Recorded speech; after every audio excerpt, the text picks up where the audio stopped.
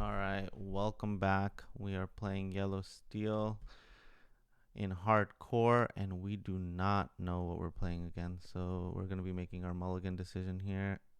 Gonna be getting rid of the flute. Oh, I'm definitely going to get rid of Let the Storm Rage On. And I think I'm going to get rid of World's Greatest Criminal. I think I will keep the strength. And this will be my 1, this will be my 2, this will be my 3. I will be extremely rewarded if we're playing against purple red. We don't have a draw spell, so I'm going to just get rid of this queen and play this Robin Hood. The Rapunzel pairs generally well against shift Robin Hood, so that's quite nice. But if you're playing against like the mirror match, I think that I definitely take a loss there. So in this particular situation, I think I'm gonna get rid of the queen. We are playing against purple red, and we'll pass. So grab your sword is definitely one of the worst cards in the matchup, so I'm not happy about drawing that card, but maybe we can make it work. Okay, it looks absolutely delightful now. Somehow. So this is an interesting situation. I could keep the strength of Raging Fire to sing it on my Robin Hood itself and then use Rapunzel to draw, but I believe that we'll have other opportunities. So this turn we get to make Grab Your Sword look like the bee's knees in the matchup. That doesn't happen quite often. We'll go ahead and use our Sleepy Flute and we'll pass. So for in your mulligan decision, the thing that you want to think about is if you have like a shift package already, you can be more greedy um, with your entire decision process. So in this case, this bare necessities could be good, but I honestly just need to flood the board and just we're just off to the races, right? So we just gotta get as much lore as possible. Hopefully we find an aerial, or I wouldn't even mind a Let the Storm Rage On, because you can do a little trick. You can do a little trick with Let the Storm Rage On, which is I could have sang it with Rapunzel on Rapunzel and then played a Rapunzel to draw 2 cards, and you basically get to, you know, draw a bunch of cards, which is awesome. All right, so I'm gonna get rid of this Rapunzel because I think that I can find better stuff. Right, like I think I would like to play a Benja and a flute. That would be fantastic. Or I could just play a queen or another Robin Hood, you know. So I think that it's better to get rid of it. So definitely going to activate the flute. Going to use the Rapunzel. Not the greatest, but we're just going to play a queen. So next turn is most likely going to just be Maui taking out the Robin Hood, which is a play pattern I don't mind because Robin Hood will trigger and draw me a card, and then it puts the Maui with 3 damage, which is going to allow this Grab Your Sword to somehow do some more work, you know?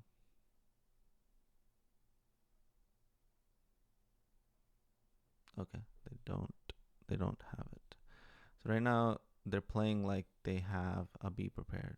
Oh, they missed the land drop. They missed inking. What the hell? That is weird as hell. Huh. Okay. So let's say I take care of the rabbit and then play 2-1 so I can punish them the hardest. That makes sense. So this is gone.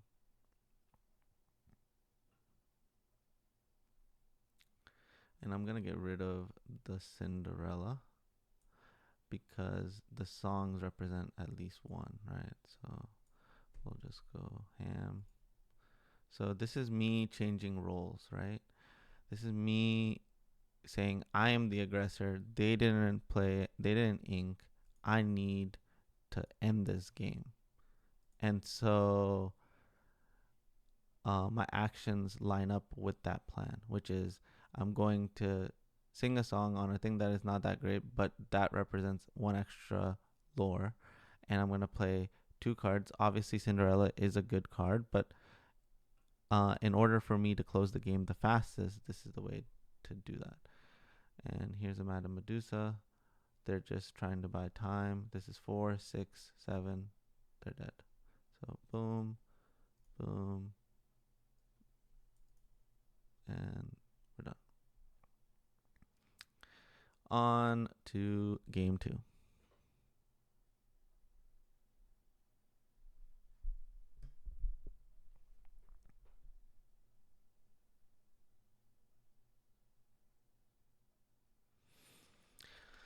All right. So again, we are playing against purple red. So our thought process is trying to figure out what to do against purple red. I don't think that the Cinderella is great. This big Cinderella is great, but it is inkable. And we already have a shift package. The strength can be usable by the Cinderella. So I think I'm going to keep this. It's very likely that I ink the Cinderella, but we should always make our decision after we have all of the information. So we have one more card to draw before we have all of the information. What shall they play?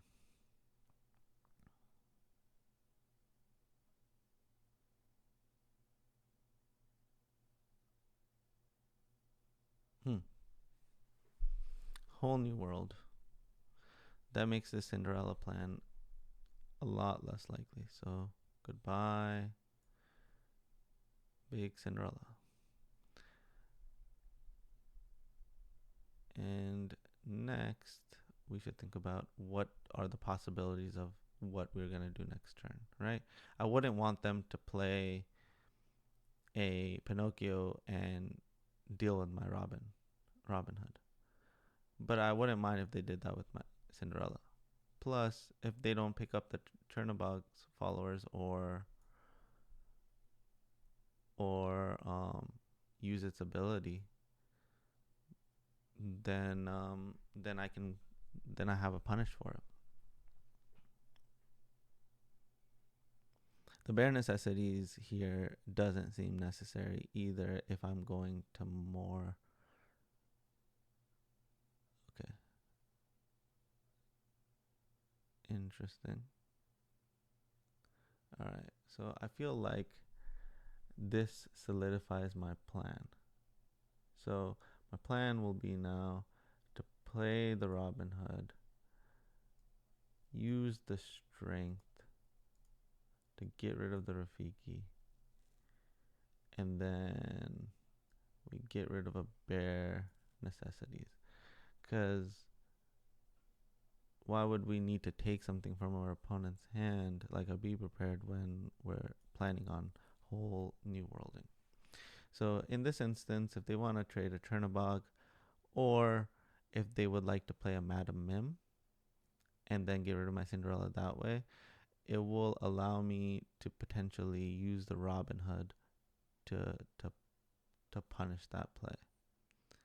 But we are light on inkables, so I would like to keep um, Ariel and Robin Hood. Like I want to play both of those cards, so it would be pretty nice to draw an inkable. An uninkable would make my decisions um more forced. I think that's the right way to say it. So they play Madam Mim Snake, which means that I'm going to try and own the board. All right, that is generally my approach. Right, before I hold New Worlds, I want to have board dominance, and so I think that the best way to have board dominance here is not by casting Whole New World, but by inking this Robin Hood, shifting this Robin Hood, and then instead of Whole New World, we're gonna Long Came Zeus, and we are gaining the board back, right? We both have 2 cards. We both have 1 card on the field, but mine is significantly better and harder to deal with. They are 2 lore ahead, but I would say I am ahead in this space. I'm starting to, like, I've started that process. If they draw a card here, I've managed to get another card off the battlefield, and now I significantly own the battlefield, and it makes my Whole New World even better. Even better Whole New World now. Right, so in this situation, pretty obvious. We'll go ahead and play the aerial. We hit an Along Came Zeus. So one of the options here could be that we take the Along Came Zeus and use it on the rabbit. And the fear here is that they end up playing Maui and taking care of our Robin Hood, but I don't mind that. I still want to own the board, so I think this is free to do here. So, like, if they end up doing Maui, then they still end up not using a bunch of their cards, and then I will ink the queen. I think that if we drew an uninkable, I think the decision was forced of Whole New Worlding, because I was not willing to not ink that turn.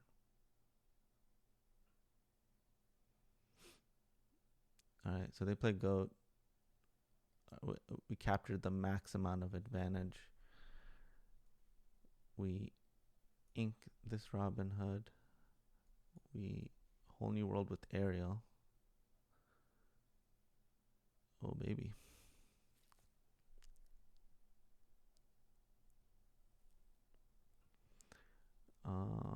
We'll go ahead and Ariel. We'll take the strength.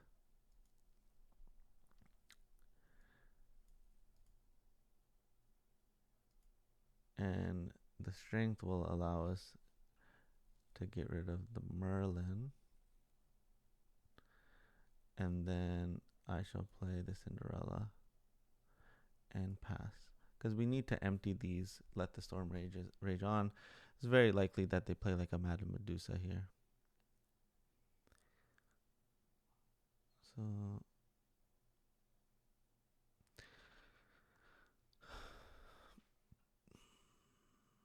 Madame Medusa, just do it. Oh, even this is way better for us. Did they not draw? Interesting. So we're not going to put more stuff on the field, right? So if we're not going to be putting more stuff on the field, then we might as well get the max amount of ink just hard cast this, let the storm rage on. That's a wonderful find. We can get rid of this world greatest criminal, and then we can just straight just do this. The other thing I could do here is I could let the storm rage on my aerial, and I don't think that makes much of a difference. Like, it could make a teeth play good, but I think that I'm supposed to actually do that. And fast. Because I was able to use all of my inkwell, and if it means that they don't end up be preparing, then it puts me like in a great spot, you know. I just want to keep like drawing cards and getting closer to those flutes, because we have yet to find a flute. Okay, so here we will start off by getting rid of the Maui, and this time we can sing because they did not be prepared. And we have an aerial, so I'm gonna start off by playing this aerial and seeing what we hit.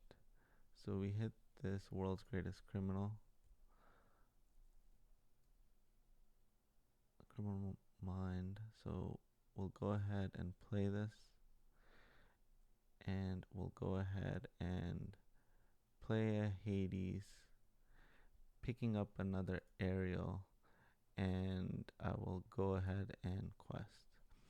If our opponent chooses not to be prepared again, right, because they can deal with more stuff on the board, right, like they trade the Cusco here, they play another Maui or play a Madame Medusa, that's also fine, right, because we still own the board. We own the board. We're saying, hey, we're putting you, like, we're trying to meet this like weird threshold of like, is this enough to get you to be prepared, right? And we're not willing to give up resources otherwise, right? We don't need to do more in order to do it. So okay, so what are we thinking here? Thinking we're gonna start off with this aerial because I would like to find an answer. Ooh.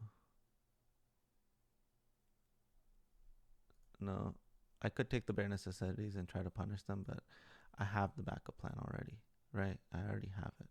So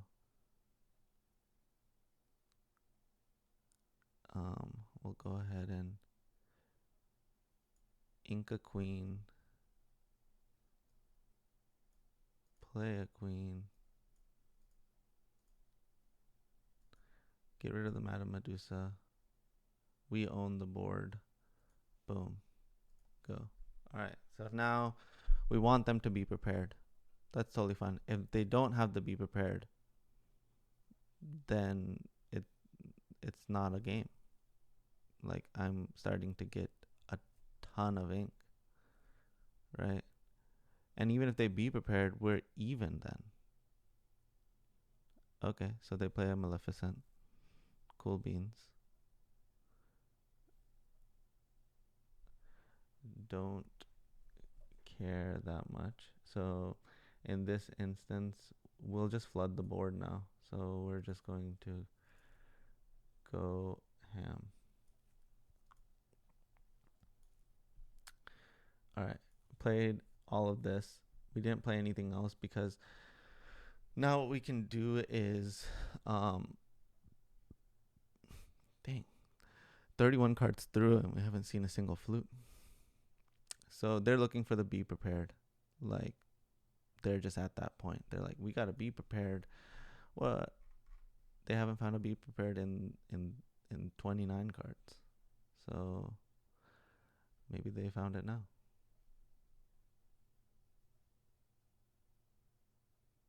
And if they didn't, then I honestly hope they do. I think it makes everything more interesting. Like, that's how comfortable I feel in this matchup, because like, even if my draw is not great, which I don't think it's been that great, it feels so freaking good. All right, so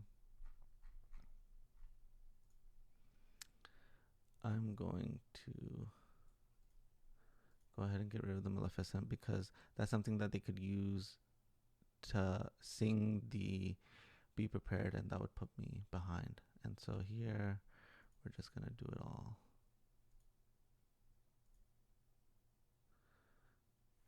And I'm gonna continue to not.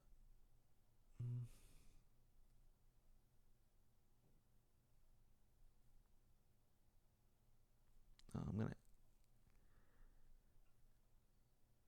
ink this Benja. They have to be prepared. And I'm keeping this Hades because of the Hades loop. I don't need to add anything else to the board. My board is too freaking good.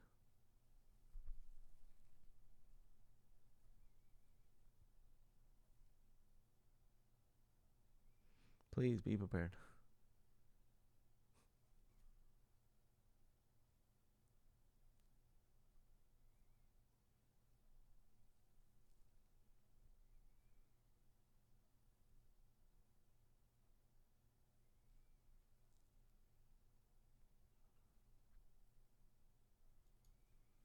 I think that this is over. Sag.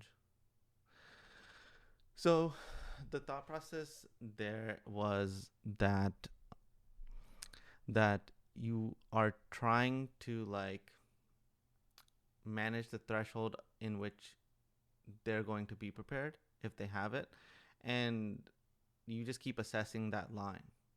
And so I was continuously assessing the line, and when I realized, oh, they don't have it, and even if they did have it, I have a plan to refuel my board. As long as I have that plan to refuel the board, then like we're good.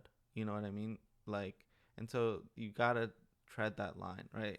Start using your songs, like just hard casting them rather than singing them, because you can get extra lore to punish them if they don't be prepared. And so if you're thinking like that, if you're playing that multiple choice game of like what's in my opponent's hand, they're telling with their actions, with the stuff that they're inking, they're always painting a bigger story. So it's important to think about what that bigger story is, and the more you practice that, the more you will have like the telepathic sense of what they have, and which is not telepathic. You're just deducting what they have. So thanks again for watching. If you want the deck list, it's going to be in the description below. The Mulligan guide is going to be there as well. Good luck in all of your tournaments, set championships, challenges, or your just any local events, online events, Pixelborn events. But yeah, thank you for your time, and I will see you guys tomorrow.